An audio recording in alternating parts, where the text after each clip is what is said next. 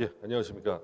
건국대학교의 홍정화입니다. 저는 오늘 앞서서 계속 말씀하셨던 것은 이제 고고학적인 이제 그런 부분에서 말씀을 계속 하셨던 것 같고요.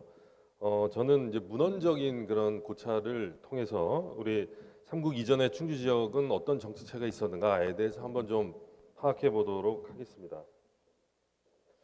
일단 이제 그동안에 저희 충주와 관련해서는 어, 물론 이제 우리 충주가 저는 우리 한국사의 뭐 모든 역사의 축소판과 같이 큰 그런 어떤 줄기를 갖고 있다라고 생각하고요. 그 중에서 이제 특히 고대 문화가 중심이 아니었나 이렇게 또 생각을 합니다. 그래서 많은 그 이야기들이 고구려, 백제, 신라 이런 이야기를 중심으로 했었는데 사실은 음, 원래 우리 정체성을 찾고자 한다면은 고구려와 백제, 신라보다도 그 이전의 정치체가 무엇인가에 좀 관심을 좀 가져야 되지 않을까 이렇게 생각을 하고 있습니다. 특히 이제 최근에 중원역사문화권이 또 확립이 되면서 과연 충주가 지니고 있는 본래의 역사문화는 또 무엇이며 또 충주가 어떤 정체성을 갖고 있는 건지에 대해서 한번 저희가 한번 확인을 해봐야 되지 않을까 이렇게 생각을 합니다. 특히 앞에서도 계속 언급을 하셨다시피 2014년에 발견된 그 호암지구, 그 청동 유물을 통해서는 이것이 그 종전에 있는 지성묘 사회하고는 달리 어떤 적성목견묘 사회의 어떤 그런 그 특징을 갖고 있기 때문에 어떤 초기 단계의 국을 염두에 둘 수 있는 그런 상황이 아닌가 이렇게 생각을 합니다. 그래서 그런 측면에서 저는 아마 삼국시대 이전이라고 할 수 있는 문헌 기록들을 한번 총망라해서 한번 그 상황들을 한번 파악을 좀 해보는 게 좋지 않을까 이렇게 생각해서 오늘 이 자리에서 발표를 하게 됐습니다. 일단 먼저 우리 문헌상에서 충주가 속한 그 어떤 국가와 관련된 그런 처음 기록은 삼국사기에 있는 내용이죠. 아마 지금 여기에 나와 있는 삼국사기 내용들은 아마 우리 충주에서 조금이라도 역사에 관심이 있으신 분들은 다 아시는 이제 그런 내용입니다. 여기 보시는 바와 같이 일단 삼국사기를 통해서는 충주가 고구려의 국원성이었다라는 것을 알 수가 있고요. 그리고 또 국원성의 다른 이름으로는 이제 미을성, 탁장성, 완장성 등이 있음을 알 수가 있습니다. 일단 그 미을성, 뭐 탁장성 이런 내용들은 과연 어느 시기에 불린 명칭에 대해서는 확실하게 알 수는 없지만 상서의 기록에서는 옛 완장성이라는 기록을 통해서는 아마 미을성, 탁장성도 국원성 이전에 불렸던 이름이 아니었을까 이제 이렇게 추정할 수 있을 것 같습니다. 근데 특히 여기서 이제 저희가 주목을 해야 될 그런 부분들은 국원성이라는 명칭이죠. 국원성. 국원성이라는 것은 말 그대로 나라의 근본이 되는 땅 또는 뭐 나라의 벌판 이제 이렇게 여러 가지 의미로 좀 해석이 될 수가 있겠습니다만 일단 한반도 북부의 거점을 갖고 있었던 고구려가 여기 충주에 와서 이 국원성이라는 그런 명칭을 썼다라는 부분들에서는 저희가 다시 한번 의미심장하게 생각해봐야 되지 않나라고 저는 생각합니다. 왜냐하면 아까도 지금 우리 아까 앞전에도 계속 그 뭐 초기 국에 대한 정체라든지 이제 이런 부분들을 계속 말씀을 하셨는데 그런 측면에서 만주에 있었던 고구려 여기 와서 국원성이라는 명칭을 쓴다면 분명히 고구려 여기 오기 전에 그 이전에 충주에 있었던 어떤 정치체와 관련된 이제 그런 의미도 그 안에 포함되지 않았을까라는 것이 저의 또 개인적인 또 생각이기도 합니다. 그래서 일단은 이 국원성 이전에 충주에 관련된 그런 자료를 알 수 있는 자료였었는데 되게 조선 시대의 자료를 통해서 보면 이게 보시는 바와 같이 세종실록 지리라든지 신증 동국여지 승남이라든지 또는 대동지지 약간은 그 이 후대의 그런 기록들이 좀 많이 남아 있는 것을 알 수가 있습니다. 일단 그 세종실록 지리라든지 신증 동국여지 승남 같은 경우는 기본적으로 뭐 충주와 직접적인 관련이 된 기록은 아닙니다. 일단 대체적으로 충주가 속한 그런 충청도 지역에 대해서 얘기를 하면서 이 지역이 아마 백제가 영유했던 지역으로 인식되었기 때문에 아마 그 연장선상에서 옛 마한의 지역이었다 이렇게 기록하고 있는 것을 볼 수가 있죠.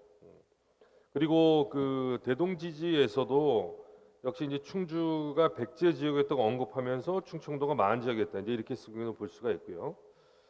그다음에 이 대동지지의 충주 연역을 보면 충주를 백제 지역으로 기록을 하고 있지만 이전에 임나국이다 이렇게 쓴 게 좀 독특하게 좀 보여지는 것 같아요. 근데 사실은 임나국이라고 하는 것은 제가 예전에 다른 발표에서도 이제 말씀을 드렸다시피 여기에서 그 주연 농구로 삼고 있는 것은 모두 이제 그 강수가 임나가양인이다라고 이렇게 밝혔던 이제 그런 삼국사기의 기록을 갖고 얘기하는 거로 이제 추정이 됩니다.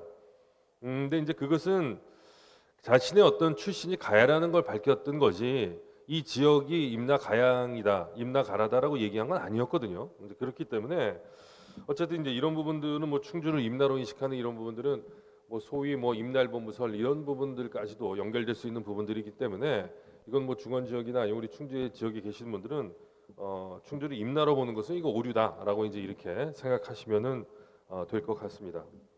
일단 우선 최근까지 어떤 발굴 결과를 통해서는 삼국 중에서는 가장 먼저 진출할 국가로서는 백제인 것들이 점점 좀 밝혀지고 있습니다. 그래서 백제 이전에 그럼 충주 세력에 대해서는 직접적 기록은 없지만 그렇다면 여기에 많은 단서들이 마한이라는 그런 그 단서들이 이제 문헌에 나오거든요. 그래서 일단 그렇다면 삼국사기에 나오는 마한에 대한 기록들을 한번 좀 살펴보도록 하겠습니다. 여기에 지금 보시는 그런 기록들은 삼국사기 백제분기 온조왕조입니다. 백제의 그 처음에 그 왕이었던 그런 온조왕조의 그 마한병탄 기사가 나옵니다. 마한병탄 기사. 일단 그 삼국사기 온조왕조에는 그 온조왕 10년부터 그 마한이 등장하고 있습니다. 그래서 마한의 그 초기 기록을 보면 사냥을 가서 실록을 잡아서 마한에 보냈다든지 뭐 마한의 사신을 보내 천도할 곳을 고하고 강력을 확정했다든지 뭐 이런 여러 가지 기록들을 통해 보면 일단 초기에는 마한이 백제보다는 우위에 있었던 그런 관계임을 알 수가 있습니다. 일단 그 온조왕 24년조에도 역시 마찬가지로 백제가 마한으로부터 동북의 백리의 땅을 할양받아서 정착했다 뭐 이런 기록들이 있거든요. 그렇기 때문에 일단 이런 것을 통해서는 백제가 그 마한이 우위를 점하고 있었던 그런 영향권 내에 와서 정착한 것이 아닌가 이런 부분을 살펴볼 수가 있습니다. 그러다가 온조 이제 25년부터 이제 조금 달라지죠. 왕궁이 이제 우물이 솟고 그다음에 한성의 인가의 말이 머리가 하나에 몸이 둘인 소를 낳으니까 그런 어떤 일관의 해석을 두는 그런 왕은 그때부터 이제 마한을 그런 병탄할 마음을 이제 굳히게 됩니다. 그래서 이제 마한을 병합하려고 하는 나오는 기록들이 지금 보시는 이 기록들입니다. 일단 뭐 여기에서 마한과 관련해서는 뭐 또 여러 가지 또 이론을 갖고 계신 그런 연구자들도 많이 있습니다. 뭐 여기에서 나와 있는 그런 것 때문에 마한이 완전히 멸망했다 뭐 이렇게 보기 어렵다라고 이렇게 보고 계신 그런 연구자들이 좀 많이 계신 것 같고요. 그래서 백제의 마한 병합과 관련해서는 뭐 근초광 때에 병합이 됐다라든지 아니면은 비왕 때 됐다든지 아니면 책계왕 때 됐다든지 하는 그런 여러 기록들이 이제 있는 것으로 알고 있습니다. 아마 이제 이러한 견해들은 마한의 세력 범위하고도 좀 관련이 되는 것 같고요. 마한의 세력 범위를 예를 들면 충청도와 전라북도를 포괄하는 지역으로 보거나 또는 충청도나 전북 또는 아니면 그냥 충청도 지역만을 이렇게 보는 이제 이런 부분하고도 연결이 돼 있다라고 생각을 합니다. 근데 제가 여기서 이제 보고자 하는 것은 이 온조왕조에 나오는 마한 병탄 기사를 통해서 일단은 여기에 나오는 그런 원산 금연성이라는 두 성이 항상 나오게 됩니다. 굳게 지켜서 항복하지 않았고 나중에 항복하게 돼서 마한이 드디어 멸망했다. 이제 이런 여러 가지 기록들을 이제 보게 되면 일단 이 기사를 통해서는 마한의 세력 범위가 과연 어디였을까? 라는 이제 이런 부분을 시사하는 데 있어서는 굉장히 중요한 고리를 여기서 얻을 수 있다라고 생각을 합니다. 그러니까 백제가 굉장히 힘들게 정복을 했던 곳이었고 그렇기 때문에 마한에 있어서도 그 세력 범위에 있어서는 아마 최후의 경계선이 아니었을까 이제 이렇게 생각을 합니다. 그렇다면 여기서 나오는 그런 원산성 그 다음에 금연성 여기는 과연 어딜까요? 이런 부분들에 대한 단서 그리고 특히 이제 먼저 원산성에 대해서 한번 살펴보도록 하겠습니다. 원산성과 관련해서 삼국사기에도 원산향이라고 하는 그런 기록들이 또 여기 남아 있습니다. 이것은 버류이사금 7년조하고 초광 25년조의 기록이거든요. 백제번개, 신라번개 같은 그 사건의 내용들이 양쪽에 따로따로 이렇게 기록되어 있는 것을 볼 수가 있습니다. 삼국사기의 기년을 통해서 보면은 뭐 190년의 이제 사건으로 이제 그렇게 기록되어 있는 건데요. 일단은 뭐 연도는 차치하고라도 일단 이 내용이 어느 지역을 얘기하는지를 한번 살펴보려고 합니다. 일단 이 백제가 신라의 서쪽 경계인 원산향을 공격해서 부곡성을 포위하고 와산까지 거진 물러서 이제 결국 승리했다. 백제가 승리했다. 그런 내용들이 좀 있는 기록인데요. 일찍이 여기 나오는 원산향하고 관련해서는 신증 동국여지 승남의 경상도 용궁현이 본래 이제 그 원산이라는 그런 기록이 있습니다. 그래서 이것을 근거로 경북 예천의 용궁에 비정한 견해가 있고요. 그다음에 또 부곡성과 관련해서는 신증 동국여지 승남의 경상도 의령현의 속현으로 나오는 부계현이라는 게 나와서 그쪽으로 비정한 견해가 있고, 또 와산에 대해서는 신증 동국여지 승남 보은 산천조에 또 와산이라는 게 나옵니다. 그래서 이것을 근거로 해서 대략 충북 보은 정도가 아닌가 이제 이렇게 또 보는 견해들이 있습니다. 어쨌든 이러한 지명 비정을 통해서 보면 대체적으로 원산성은 백제와 신라의 접점으로서 지금 현재 충청북도와 경상북도를 경계하고 있는 소백산맥의 연변 지역으로 보는 것이 합당하다라고 이제 이렇게 생각을 합니다. 자, 그럼 그 다음에 나오는 금연성에 대해서 한번 좀 살펴보도록 하겠습니다.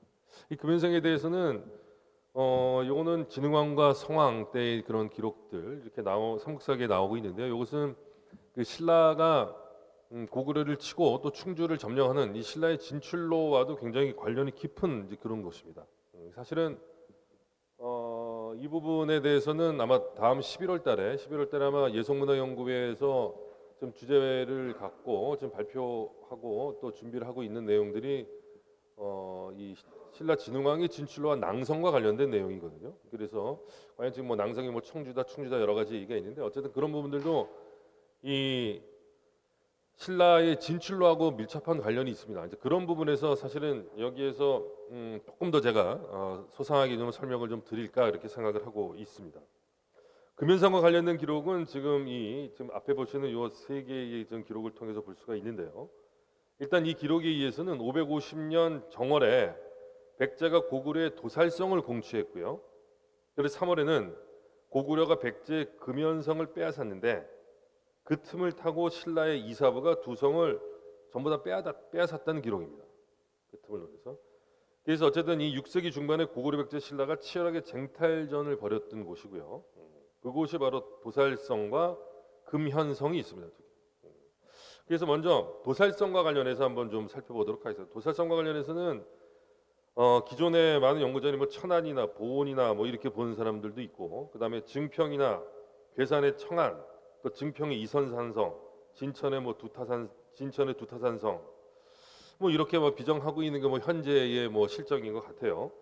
하지만 도살성 같은 경우는 백제 의장왕 무렵의 김유신의 거점으로서 백제와 신라의 또 격전지로 나타나고 있으면서 또 실제 이들 지역에서는 고구려 흔적들이 잘 나타나고 있지 않기 때문에 또 회의적인 그런 시각도 사실 있습니다.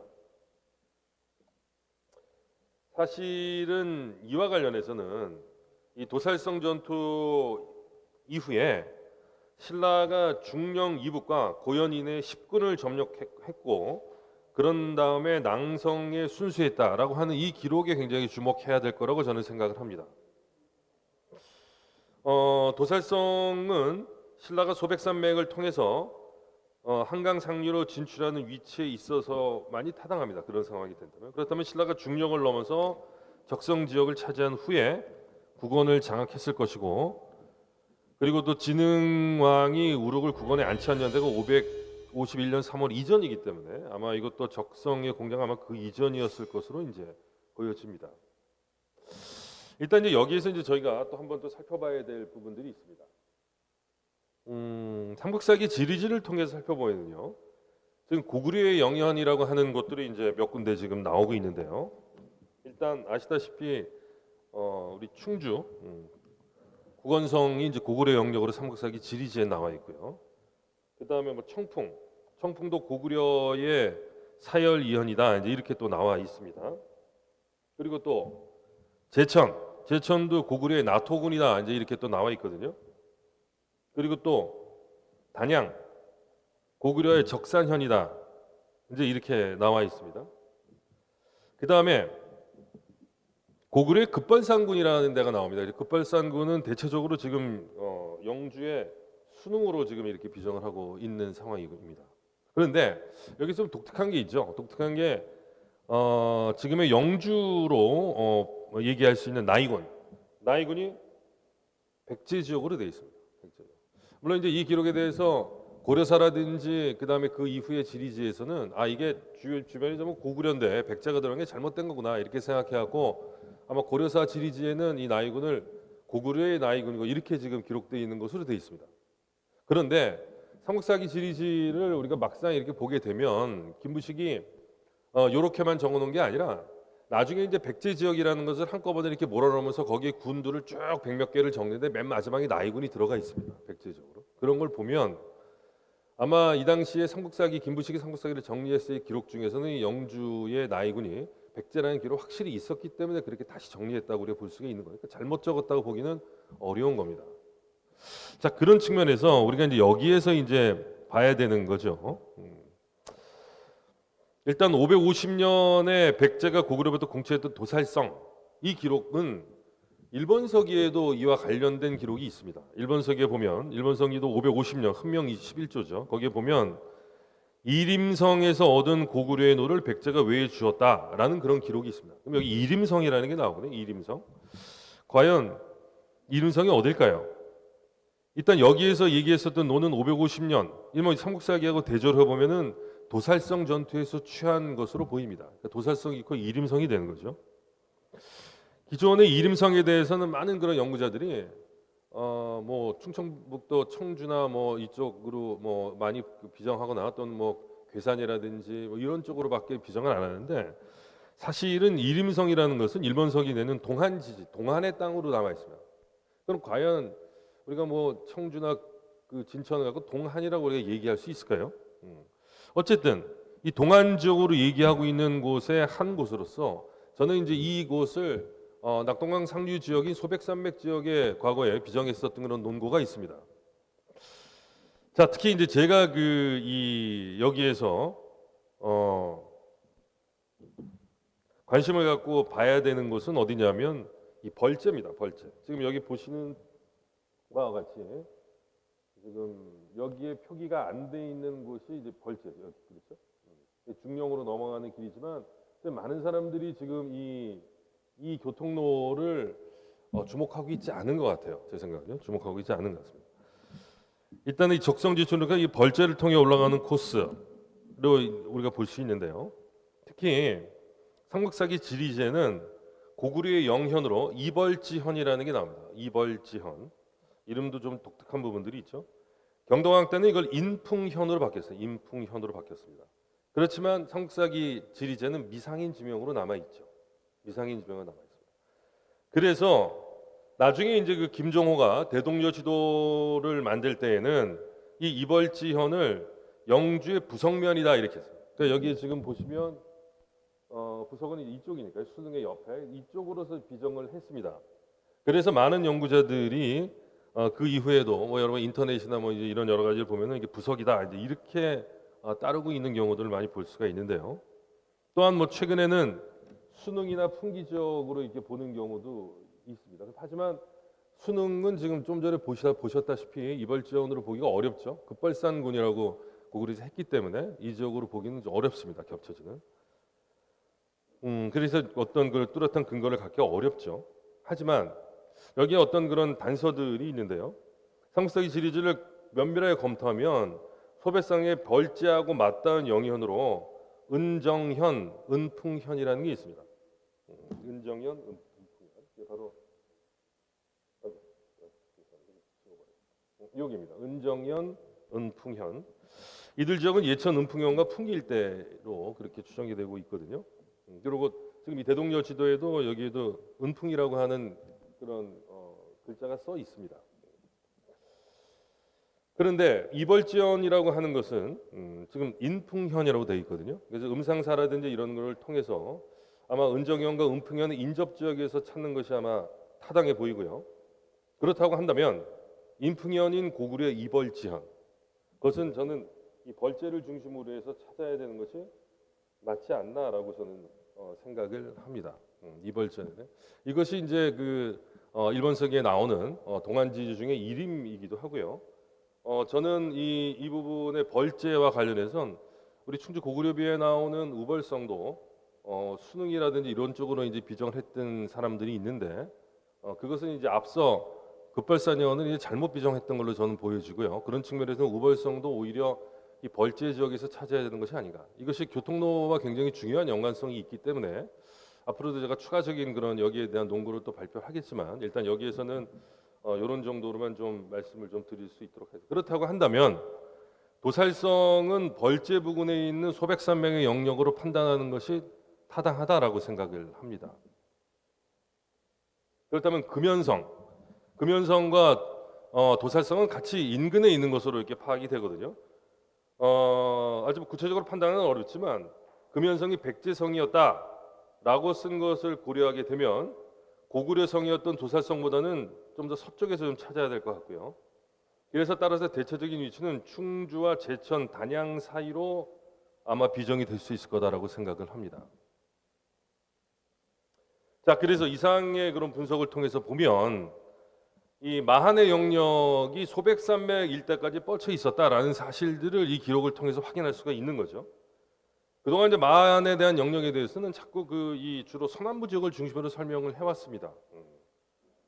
하지만 이 성사기 온조왕조에 등장하는 마한의 병탄 기사를 우리가 참고해 보면 마한의 동쪽 세력 범위가 소백산맥까지 뻗쳐서 기본적으로 충주가 그 세력 범위 안에 있다라는 것을 확인할 수가 있는 거죠. 문헌상으로.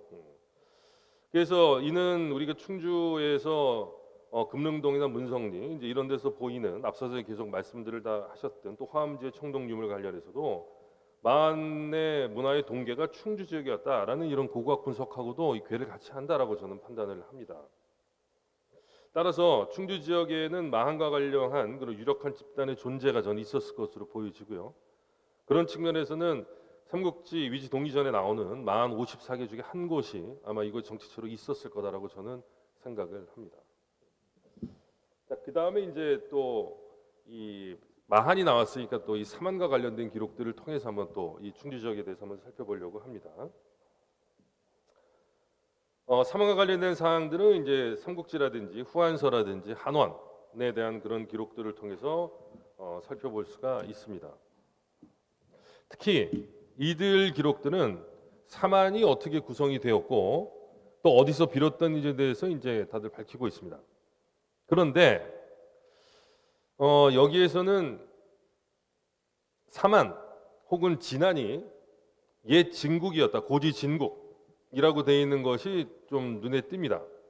특히 후한서 한전에서는 진국이 사만의 과거다라고 이렇게 표기되어 있는 반면에 이 삼국지나 또는 한원에서는 진국이 진안의 과거로 또 표기가 되고 있는 것이 좀 독특합니다. 이에 대해서는 조선 후기 시작자들 이래 후한서의 비중을 두고 진국을 사만 전체의 과거로 그렇게 인식하여 왔습니다. 그래서 근대 역사학 초기에 있어서도 아마 마한의 목제국 주도의 연맹처로 파악하는 그런 경향이 있었죠. 그러나 이제 150년 정도 늦게 쓰인 후한서가 삼국사의 기자를 자의적으로 개변으로서 판단해서 삼국사기 한전을 보다 존중하는 연구가 계속되었고요. 삼국사기 한전이 삼국지를 그대로 전제 운문항에 불과하다는 평가로 이해서 대체로 삼국지 한전의 기록의 사료 가치를 더 높이 인정하는 쪽으로 논의가 정리되어 왔습니다. 후한서에는 사만 이전의 전 지역을 다스린 존재로 진국을 서술하고 있지만 진국의 영역을 한반도 남부 전체로 인식하는 것은 이후 사만이 나타나는 고대의 국가 발전 단계로 봐도 좀 맞지 않은 인식이 아닌가 이렇게 생각을 합니다. 그래서 따라서 삼국지와 후한서의 내용을 통해서 유추를 해보면 삼국이 모두 옛 진국이라고 한 후한서의 기록은 사만 이전에 있던 진국의 실체를 이야기했던 것이고요. 진안이 옛 진국이라고 한 삼국지의 기록은 진안의 연원이 진국과 연결되는 부분이 있거나 또는 과거 진국 중심의 일부 진안령이 포함되어 있었기에 그렇게 기재했던 것은 아닌가 이렇게 또 생각을 좀 해봅니다. 그렇다고 한다면 이제는 사만 이전에 보이는 진국에 대해서 좀 확인을 좀 해보려고 합니다. 진국이 사서에 등장하는 것은 지금 앞서 보시는 것 같이 사기하고 한서에 먼저 등장을 합니다. 이 기록에서 원래 사기에서는 진범방중국이라고 이렇게 나와서, 물론 이제 여기에서 이 중국이냐 진국이냐에 대한 논쟁들이 좀 있었는데요. 근데 여기에서는 판본이라도 이런 걸 통해서 중국설이 더 원문에 가까운 것으로 이제 그렇게 좀 알려졌습니다. 그렇기 때문에 초기에는 진국과 관련해서는 이것은 문헌상만 존재하는 나라이고 이게 실체가 없다, 이제 이런 얘기들이 있었습니다. 하지만 그 다음에 나오는 한서의 그 조선전에는 진번 진국이라는 그런 표현들이 있죠. 근데 이 내용들을 통해서 보면 이 후한서는 사기의 내용을 그대로 옮기지 않고 글자를 수정하거나 문장을 또 다듬기도 했고요. 또 이 과정에서 아마 사기가 편찬한 이후에 아마 서로에 알게 되었던 그런 사실들이 많이 포함되어 있는 걸 볼 수가 있다. 그래서 이 한서의 내용들이 오히려 이 더 정확한 그런 내용이 아닐까. 그래서 여기 한서에서 나와 있는 진번 방주국을 진번 진국이라고 한서에 쓴 것은 한서의 저자가 고의로 넣었다 이런 게 아니고 진국이 진짜 그 전한과 교류했던 사실을 전하는 기록의 근계석 가능성이 높다는 것이 많은 연구자들의 대다수의 연구자들의 또 견해이기도 합니다. 그렇기 때문에 진국에 대한 실체에 대해서는 저희가 인정할 수밖에 없다라고 생각하고, 더군다나 그 마지막에 나온 삼국지의 기록을 통해서는 진국의 실존전 약설을 부정할 수가 없게 됩니다. 이 기록은 조선상 역계경이 고조선이죠. 고조선에 있는 조선상 역계경이 우거왕에게 그 간언이 받아들이지 않아서 백성 2천여와 함께 동쪽의 진국으로 갔다, 이렇게 지금 표현이 되고요. 동쪽의 진국이라는 표현들이 굉장히 중요한데요. 이게 사실은 이제 이런 이 기록들을 통해서 대체적으로 진국의 위치를 좀 규명할 수 있지 않을까라고 그렇게 저는 생각을 합니다. 일단 여기서는 진번이 나오니까요. 과연 그럼 진번이 어딜까? 진번의 위치에 대해서는 황해 경기 일대나 충청 전북 일대, 경산도 일부까지 포함된다는 견해들이 있고요. 그 다음에 또 이 저 북쪽에 있는 압록강 상류다, 동강강 유역이다, 뭐 이런 다양한 설들이 있습니다. 근데 최근 우리 남한학계에서는 진번을 경기 부간 일대, 뭐 황해도나 이런 경기 부간 일대로 보는 설을 이제 주로 따르고 있고요. 그래서 만약 통설에 따라서 진번을 경기 부간 일대로 비정할 수 있다면 주변에 있는 진국은 한강 유역을 중심으로 했던 나라였다라고 한번 생각해 볼 수가 있습니다. 특히 역계경이 동쪽이 진국으로 갔다라는 기록은 위만조선 당시 진국이 동남쪽에 존재하고 있었다. 굉장히 그런 위치적인 관계들이 굉장히 문헌상으로는 중요하다고 생각하는데요. 기존의 진국의 위치에 대해서 한강 유역이다라고 이렇게 얘기하시는 분들이 있고, 또는 금강 유역이다라고 얘기하시는 분들이 있고, 또 낙동강 유역이다라고 이렇게 얘기하시는 분들이 있습니다. 근데 대체적으로 앞서서도 이제 쭉 이 첫 번째 발표에서도 이제 들으셨겠지만 많은 분들이 금강 유역에서 맞는 이 청동 유물이라든지 이런 실체들이 이제 많이 발견이 되니까, 그래서 이곳 충남과 전북 일대의 금강 유역을 진국의 위치로 비정하는 것이 지금 현재의 우리 역사학과의 다수의 비정입니다. 하지만 여기서 저희가 고려해야 될 것은 앞서서 위에서 지금 얘기했었던 진국의 위치 비정, 그래서 고조선에 왔을 때 동쪽의 진국이라든지 고조선의 동남쪽에 있던 위치 비정은 전혀 맞지가 않는 거죠. 전혀 맞지 않는 상황입니다. 문헌상으로는 일치하지가 않아요. 고고학적으로는 지금까지 발견된 수요가 그쪽에 많기 때문에 그렇게 비정하고 있는 것이 연구자들의 의견이지만, 사실은 이 문헌상에 나와 있는 진국의 위치하고는 전혀 맞지 않는 그런 상황입니다. 그동안 한강 유역에서는 진국을 비정할 만한 유물자를 보이지 않았기 때문이었죠. 사실은요. 그동안에. 그래서 이 진국의 위치를 금강 유역에다가 이제 비정을 했던 것으로 이제 볼 수가 있는데요. 또 삼국지에 보면 또 어떤 기록이 있냐면 진한이 진나라의 역을 피해서 한국에 왔다라는 기록이 있습니다. 이 진한의 이주 기록에 대해서는 뭐 여러 차례 기록이 있는데, 이에 대한 실상은 서북한 지역에서 옮겨온 위만조선의 주민이 아닌가 이렇게 또 판단하는 이제 그런 의견들도 있습니다. 그렇다고 한다면 위만조선의 주민의 남하에서 진안이 형성되었던 점, 그다음에 앞서 얘기했었던 이 고조선의 어떤 동남쪽에 진국이 있었다는 점, 이제 이런 여러 가지 부분들을 생각해 본다면 진국의 위치는 소백섬을 넘어서 이동하기 전에 해당하는 한강 유역의 중부에 해당하는 지역에 비정해야 타당하다라고 그렇게 생각을 합니다. 특히 역경이 동쪽이 진국으로 갔다라는 기록은 지리적으로 위만조선의 동남쪽을 의미하기 때문에 위만조선의 동남쪽에 해당하는 한강 유역의 중부 일단하는 조건에 부합하는 것은 바로 충주밖에 없다고 생각합니다. 특히 그런 측면에서 호암동에 나오고 있는 이 유물들은 굉장히 그런 중요한 의미를 갖고 있다라고 보고 있는 거죠. 대략 기원전 2세기를 전후한 시기에 조성된 것을 보고 있기 때문에 지금 여기에 역경역이 나오는 이런 기사들하고도 거의 시기적으로도 상당히 일치하고 있는 이제 그런 모습들을 보여주고 있습니다.